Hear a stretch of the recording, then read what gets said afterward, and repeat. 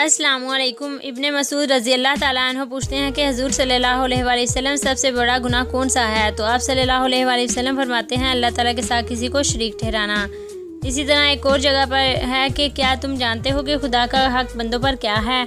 ये कि इसी की इबादत करें और किसी को इसकी इबादत में शरीक ना करें। एक और हदीस में है कि तुम में से कोई ये ना कहे कि जो खुदा चाहे और फ़लाँ चाहे, बल्कि यूँ कहे कि जो कुछ अल्लाह अकेला चाहे। तो इसका मतलब है ये सब कुछ कहना भी शिर्क के ज़मरे में आता है। तो इसके बारे में तुफ़ैल बिन संजरा हज़रत आयशा रज़ी अल्लाह ताला अन्हा के सतीले भाई फरमाते हैं कि मैंने ख्वाब में चंद यहूदियों को देखा तो उनसे पूछा कि तुम कौन हो?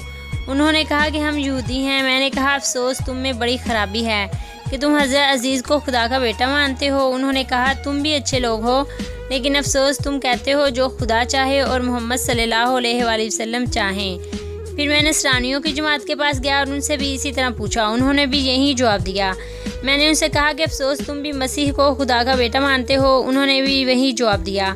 मैंने सुबह उठकर अपने इस ख्वाब का जिक्र कुछ लोगों से किया, फिर दर नबवी में हाज़िर होकर आपसे भी वाक़या बयान किया। आपने फरमाया क्या तुमने किसी और से भी इसका जिक्र किया है? मैंने कहा हाँ। अब आप खड़े हो गए और अल्लाह ताला की हम्द व सना बयान करने के बाद फरमाया तुफ़ैल ने एक ख्वाब देखा और तुम में से बातें बयान भी किया। मैं चाहता था कि तुम्हें ये कलमा कहने से रोक दूं, लेकिन फ़लाँ कामों की वजह से अब तक ना कह सका। याद रखो, अब हरगिज़ खुदा चाहे और उसका रसूल ना कहना, बल्कि यूँ कहो कि सिर्फ़ अल्लाह ताला अकेला जो चाहे।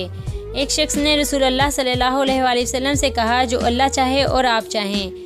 तो आप सल्लल्लाहु अलैहि वसल्लम ने फरमाया क्या तू मुझे अल्लाह का शरीक ठहराता है? सिर्फ इतना कहो कि जो अल्लाह ताला अकेला चाहे।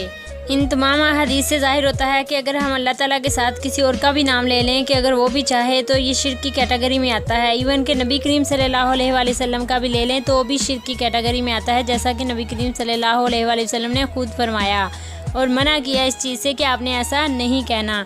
तो फिर हमें एहतियात करनी चाहिए, हमें ऐसा नहीं कहना चाहिए, क्योंकि शिर्क एक ऐसा गुनाह है जिसकी कोई माफ़ी नहीं है। खुद ही अल्लाह ताला फरमाते हैं कि तुम ज़मीन से लेकर आसमान जितने गुनाह लेकर मेरे पास आ जाओ तो मैं तुम्हें बख्श दूंगा, लेकिन शर्त यह है कि तुमने शिर्क ना किया हो। और अगर हम शिर्क की बात करें तो आपको अंदाज़ा हो गया होगा कि हम किस किस हद तक जाकर शिर्क कर देते हैं कि हमें पता भी नहीं चलता कि हम शिर्क कर रहे हैं। इवन कि ये भी कहना कि अगर ऐसा होता तो ऐसा ना होता, ये भी शिर्क है। जैसे कि अगर किसी की अचानक एक्सीडेंट की वजह से मौत हो जाए तो लोग कहते हैं कि अगर ये इस तरफ से होकर गुजर जाता, ऐसे होता तो ये बच जाता, लेकिन ऐसी बात नहीं है। जबकि सबको पता है कि मौत का वक्त मुकर्रर है, वो नहीं टल सकता।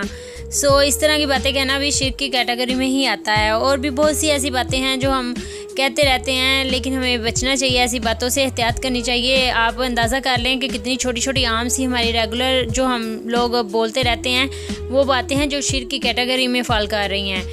इसके लिए बहुत एहतियात की ज़रूरत है। जैसे अगर हम ये भी कहें ना कि अगर ये कुत्तियाँ ना होती तो चोर हमारे घर में घुस आते, ये भी शिर्क की कैटेगरी में फॉल करता है। और इस तरह हम ये भी नहीं कह सकते कि उस डॉक्टर की वजह से मेरी ज़िंदगी बची, ऐसा भी नहीं है, ये भी शिर्क की कैटेगरी में आता है। और भी बहुत सी बातें हैं जो हम आम लोग करते रहते हैं।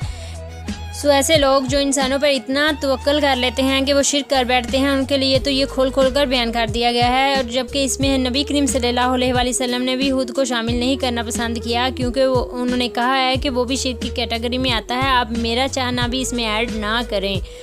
तो आप उनसे बढ़कर कौन हो सकता है? तो आप क्यों आम इंसानों पे इतना तवक्कल कर लेते हैं, इतना तवक्कल कर लेते हैं कि खुद भी अंदाज़ा नहीं हो पाता कि हम शिर्क करने लग गए हैं। तो इसलिए आप अपनी आंखों, कानों और जहनों को खुला रखें ताकि आपको ऐसी बातें समझ में आ सकें और आप शिर्क जैसे बड़े गुनाह से बच सकें जिसकी कोई माफ़ी नहीं है। उम्मीद है आपको मेरी बात समझ में आ गई होगी। मिलते हैं नेक्स्ट वीडियो में। दुआ में याद रखिएगा। अल्लाह हाफिज़।